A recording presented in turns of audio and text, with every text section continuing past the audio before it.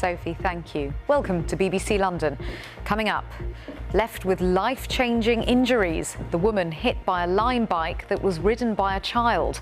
She's still struggling more than 2 years on. She and her partner are calling for urgent reform. The bikes should be regulated, really. How on earth can they be given a permit? Lime denies responsibility. Also ahead on the programme this evening. Amid the devastation, we speak to the London firefighters who are part of the search and rescue effort in Venezuela. Plus, as Wimbledon gets underway, I've been speaking to locals about the impact of the championship and the battle over plans to expand it.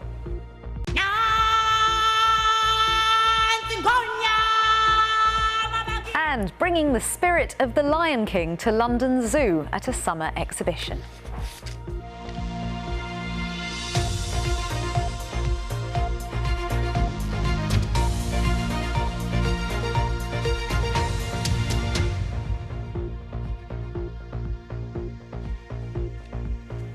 Thanks for joining us. I'm Lakshmi Gopal.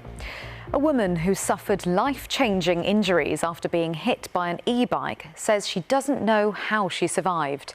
Jane Uwatsi needed to learn to walk again after a young boy illegally riding a dockless Lime bike crashed into her in central London in 2023.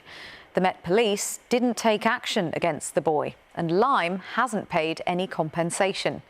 Speaking exclusively to our correspondent Tom Edwards, Jane says the system needs urgent reform. And just to warn you, the report contains footage of the incident which you may find distressing.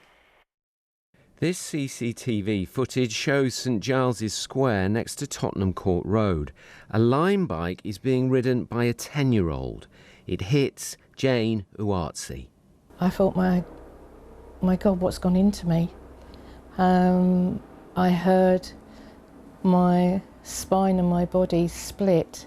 And I thought, I've gone. I don't know what's happened. But the impact, I don't know how I survived.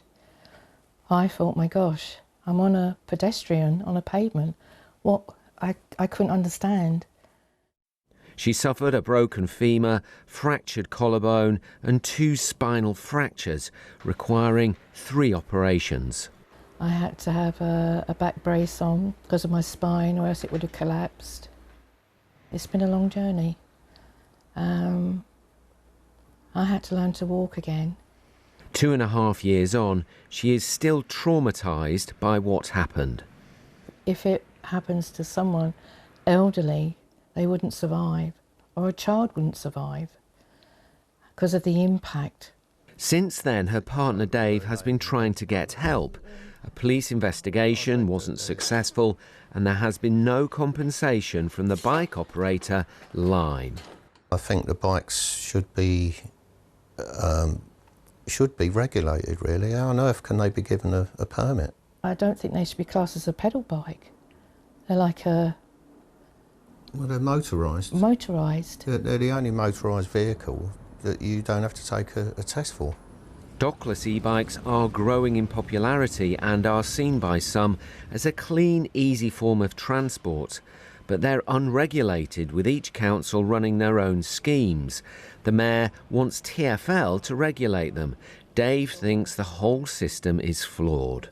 Very angry indeed that there's no one accountable for stuff like this. And there's virtually no one willing to help you. It's a sorry state of affairs when people can just be innocently walking out on a pavement, having a wonderful afternoon, and in an instant their life's changed by an unregulated service, and they're not accountable. No one seems to be able to help. There's no law, no justice. Lime says it's sorry for the distress this incident has caused, and it takes it extremely seriously. It says the situation has been carefully reviewed and handled in line with their policies. For this family, though, struggling to rebuild their lives, that's cold comfort. Tom Edwards, BBC London. And thank you to Jane for speaking to us. She got in touch with BBC London to share her story. And if you've been through something similar, or if you have a different issue you'd like to talk to us about, you can share them through your voice. Find us at the web address just there now on your screen, or you can scan the QR code that you can see as well to be taken straight to it, or email us at hellobbclondon@bbc.co.uk. Next this evening, as we've been hearing, the man who's likely to become the next Prime Minister has been setting out his vision for the UK. Andy Burnham has announced plans to move hundreds of government staff away from Westminster to Manchester to create a number 10 in the north, as he puts it. So with focus potentially shifting away from the capital, what impact will Burnham's Britain have on London? Well, our political editor, Carl Mercer, is here. Carl, do we get any clearer idea of this then? It was a speech that wasn't big on detail or specifics, but very much broad brush messaging. And there was a lot from Andy Burnham about moving power away from Westminster, away from Whitehall, spreading it to the rest of the country and giving more devolved power, basically saying to particularly metro mayors, people like Sadiq Khan and other metro mayors around the country, you will have the power to do more in your local area, particularly over things like housing and education, and possibly raising the possibility of more control over finances as well for some of the local mayors. It was interesting, in the front row of his speech, there were some metro mayors. There was one from Liverpool, one from South Yorkshire, one from West Yorkshire, and one from the West Midlands. There wasn't one there from London, but also interesting was how much Andy Burnham talked about London, clearly aware there's been a lot of criticism, a lot of fear that this number 10 in the north would be bad news for the capital, bad news for the south east. So he mentioned it a lot, as we'll hear. Here he is. This is not just bad for councils and the areas they serve. It is bad for everywhere. It is bad for London and the south east. The whole country suffers when the regions and nations are not meeting their potential, and Londoners are left with an overheated economy and an overcrowded housing market. So what's the reaction been like among politicians in London to that? Well, I think everyone's trying to be nice, particularly on the Labour side, and there was a broad support from Sadiq Khan, saying he welcomed the commitment to devolution, saying it was essential for increasing growth. As you might expect, some of the opponents weren't quite so forthcoming. The Tories questioning whether giving Sadiq Khan more power was a good thing because they don't think he's done enough with the powers he's already got. The Mayor didn't speak to us today, but have a listen to what he said to us last week about his relationship with Andy Burnham. I think people are impatient for change, and I will work with and fully support Andy Burnham, who I've known for more than 2 decades. And we've been in the cabinet together, we've been in the shadow cabinet together, we've been metro mayors together, we've played football together. I've set him up with many, many goals. I'm going to remind him of that over the next few days and weeks.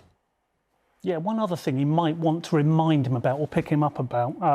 Andy Burnham said he wanted to make sure that London remained the greatest capital city in the world, not the greatest city in the world. I wonder which one the Mayor of Greater Manchester thinks is the greatest city in the world. Lots of reading between the lines there. Carl, thank you. That's our political editor, Carl Mercer there. Lots more still to come, including, well, here's me to tell you from a different location. The Lion King musical at London Zoo, how a new exhibition aims to raise awareness about conservation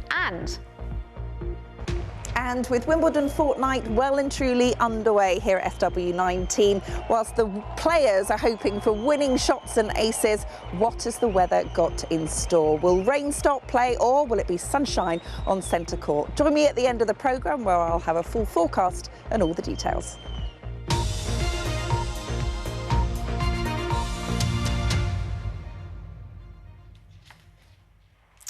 But first, this evening, the funeral has taken place today of the 3 sisters from London who died in the sea near Brighton last month. At today's service in Brent Cross, Jane Adetoro, Christina Walters and Rebecca Walters were described by their father as his joy, strength and a beautiful light that filled his life with love. Sussex police are still investigating how the 3 came to be in the water, but don't suspect any third-party involvement. Charlie Rose has more. 3 daughters who lost their lives in the sea. Their heartbroken father, Joseph, describes it as an unbearable pain. Jane Adetoro, Christina Walters and Rebecca Walters died 6 weeks ago in the sea off Brighton. Today, at their funeral, the sisters' father, seen here with his daughters as teenagers, had written in the order of service, "You are my joy, my strength, and the beautiful light that filled my life with love." And others paid their own heartfelt tributes. They never ceased to be their father's beloved daughters. Their love, respect, and admiration for him, it was constant. She said Jane and Christina were accountants and Rebecca worked in human resources. The sisters, she said, experienced their own personal tragedy, losing their mother. For 16 years, they carried the void left by her. They honoured her memory not only through their achievements, but through the women that they became. The family said they wanted the BBC to cover the funeral as a way for them to acknowledge the kindness, compassion and support shown by the community of Brighton and Hove. Loss brings pain. Loss brings hurt. But may the love of God reign in your heart. When you need to speak to someone, know we are there, Joseph and the entire family.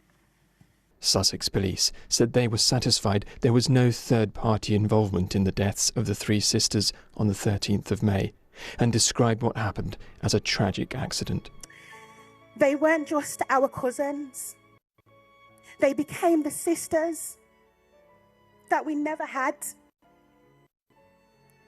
They showed me personally that friendship stands for so much. And love prevails even when life stops in time.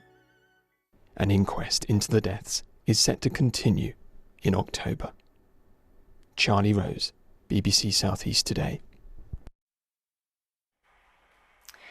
7 members of the London Fire Brigade and their sniffer dogs are currently in Venezuela as part of the UK relief effort following the devastating earthquakes that hit the country on Wednesday.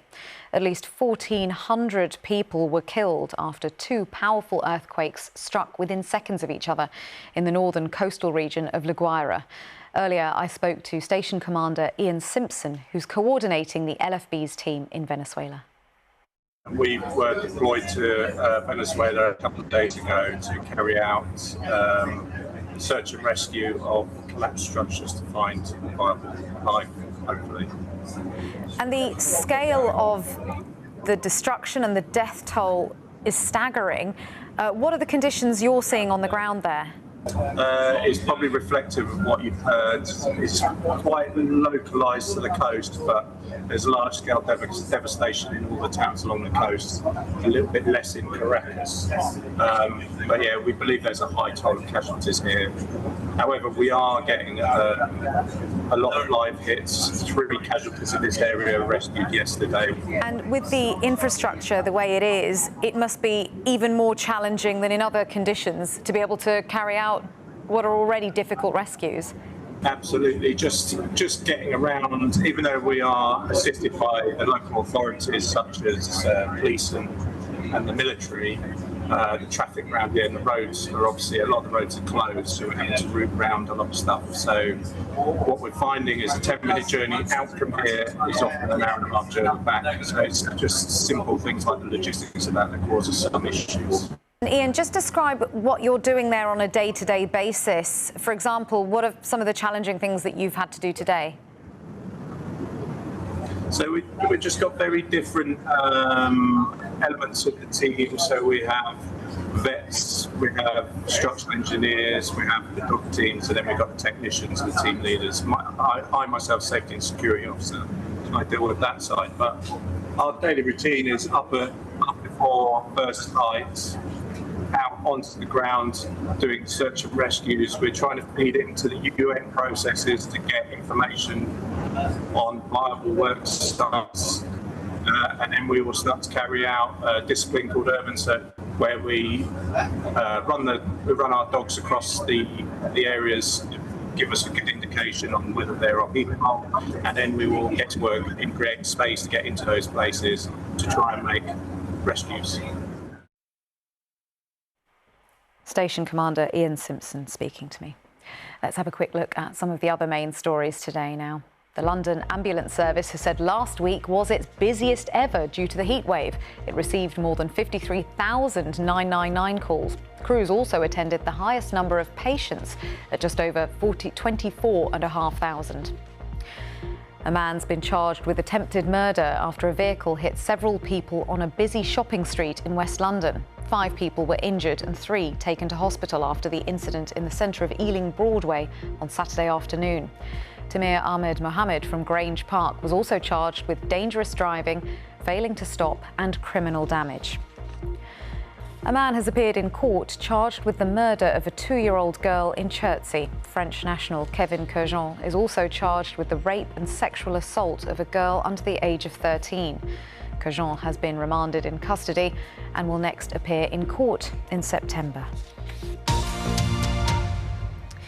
Now, some of the biggest names in the restaurant world, including TV chef Tom Kerridge, are supporting a campaign aimed at cutting the rate of tax paid by the hospitality sector.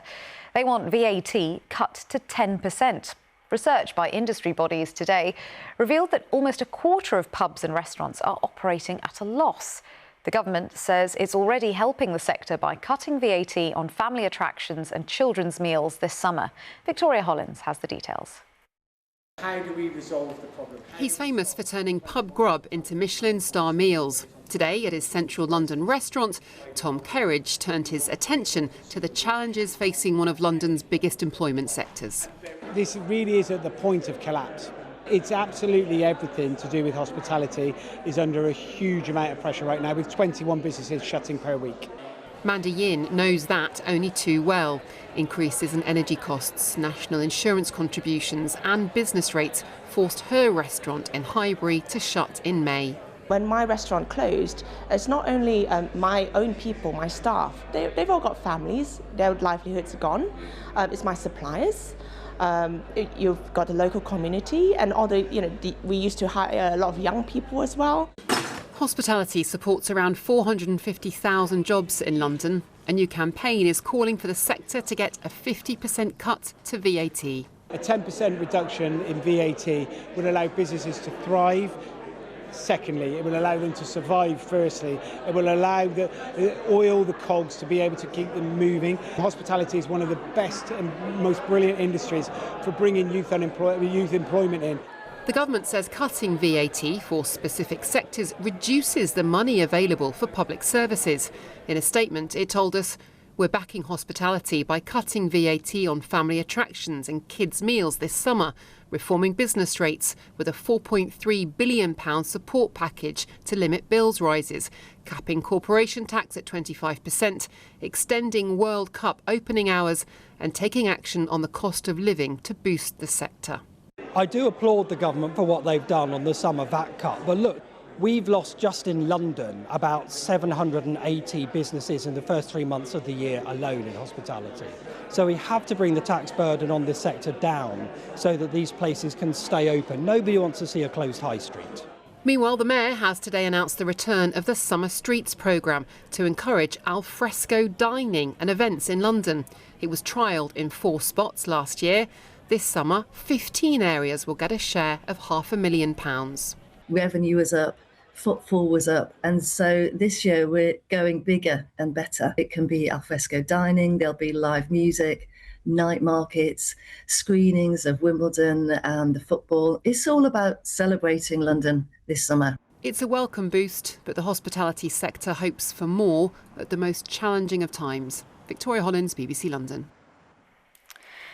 It's that time of year again. Get yourself some strawberries and cream and settle down to enjoy the Wimbledon Tennis Championships. But while all that's going on, there's a campaign to stop the All England Club from building a new tennis complex on land it owns in Wimbledon Park.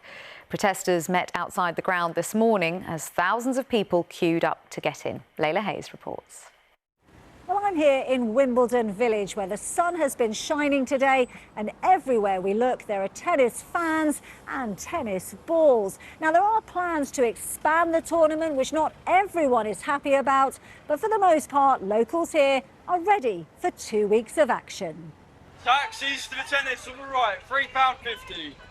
The crowds are pouring in, the windows fully decorated. And for many businesses in Wimbledon and Southfields, the tennis is a welcome boost. It's such an exciting time for us as business owners. We looked at our figures last year and personally, wish list was up 25%. Certainly as a business community, we embrace it. We love the buzz and the excitement, and it's a great time of year. Of course, Wimbledon Fortnight also means more traffic and more rubbish. And not everyone benefits economically. It's undoubtedly busier, but some say the crowds head straight to the tennis courts rather than using the local shops and businesses in the town. This morning there were protests in Wimbledon Park against plans to expand the tennis tournament and add an 8,000-seat stadium to the site. The trouble is the infrastructure can't cope with the number of people who are coming at the moment. The District Line can't cope. TfL say they can't run any more trains. So we honestly don't understand how those 8,000 visitors are actually going to get here. But the All England club say expansion would benefit the local community. I think we need to understand that nothing is going to change in the area that you can see here in Wimbledon Park. So what we're actually doing is opening up a large area that previously the public have not had access to. So we think that's a major plus. This bar owner says the tennis is great, but worries that the new plans could mean more on-site bars and restaurants, increasing competition. This business, as an independent, the only independent bar in Wimbledon Village, has been the only independent for the last 10 years, is as a result of the tennis. So if that impacts us, that will mean that the independent, importantly, doesn't have a place to survive because the rents are the rents. And it's got to be a win-win-win for everybody, basically. Whether Wimbledon should grow is up for debate, but the tournament has now begun, and most here are ready to embrace it. Layla Hayes, BBC London. Next, an exhibition about the musical The Lion King is aiming to raise awareness about conservation at London Zoo this summer. It's hoped the story and spirit of The Lion King in this special exhibition at the zoo can help to inspire a passion for protecting wildlife. And I went along to take a look.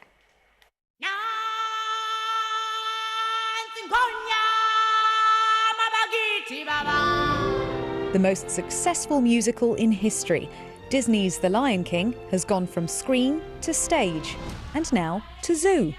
An exhibition at London Zoo captures the spirit of the story and young imaginations with the help of some of the cast. Now this is very unnerving. I'm not really sure who to address, who to talk is it to. Unnerving? Just being leaned over by a very intimidating bird. So Gary, how on earth do you operate something this complicated? So if you can see that, I've got a little trigger here which will move the mouth so I can speak like that. I have a little bit here that I put my thumb in that can close the eyes or open them to make him look shocked or make him look angry. And under here, the very special bit, when I pull the strings down here, you get the wings come out and Zazu flies. That's a lot of multitasking. It's a lot of multitasking. It's a bit like patting your head and rubbing your stomach at the same time. The display highlights the meticulous detail on the masks and puppetry, the fabric of the show. The use of puppets, although it's been used in theatre for thousands of years, really it was, The Lion King was a pioneer of making sure it was used in big budget West End shows. So this is one of our wildebeest shields. It's made out of carbon fibre, so it's super light, but it's really robust and durable. Yeah, because they have to carry it around for quite a while on stage. They do, and they're running and they're jumping with them. The exhibition is on throughout the summer, whatever the weather. And the West End wildlife collaboration continues after hours, when the zoo opens late for adults only on Fridays. The aim is not just to attract visitors, but to promote protecting species. Well, London Zoo is part of ZSL, which is a conservation charity, and our core is to help inspire the conservationists of tomorrow. And The Lion King is such a beautiful story, so it gives us a really nice opportunity to engage new audiences and just try to spread that messaging.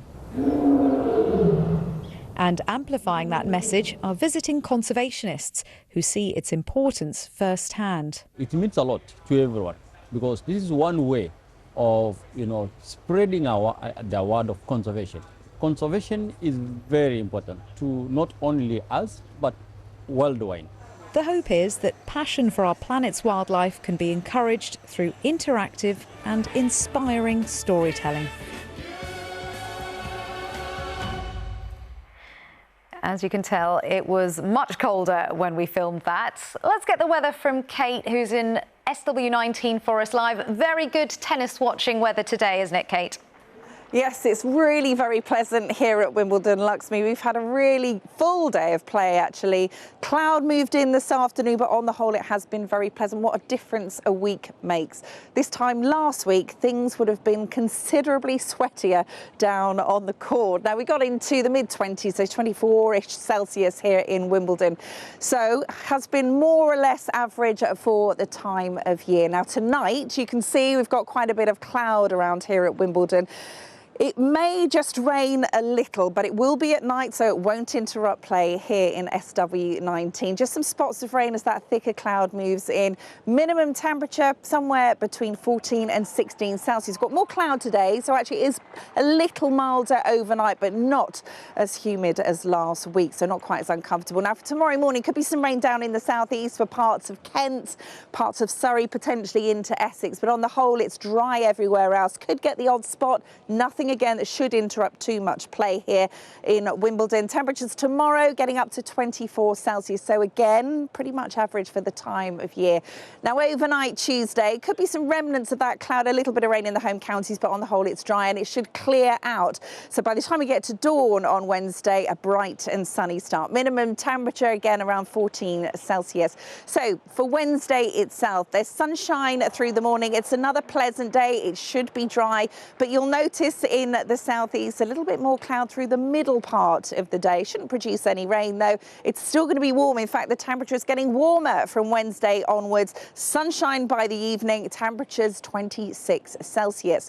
Now, if you're heading down to the championships here at Wimbledon for the end of the week, it is looking dry. We shouldn't see any rain here, and temperatures, you'll notice, are just starting to get a little bit warmer. There's more sunshine as we head into the weekend, and it looks like that really across London and the surrounding area. As we head into the weekend, high 20s into next week, we could be seeing those temperatures return into the low 30s, so getting hot again. Luxmy. Kate, thank you. We're back at 8:54 tonight. Have a good evening. Goodbye.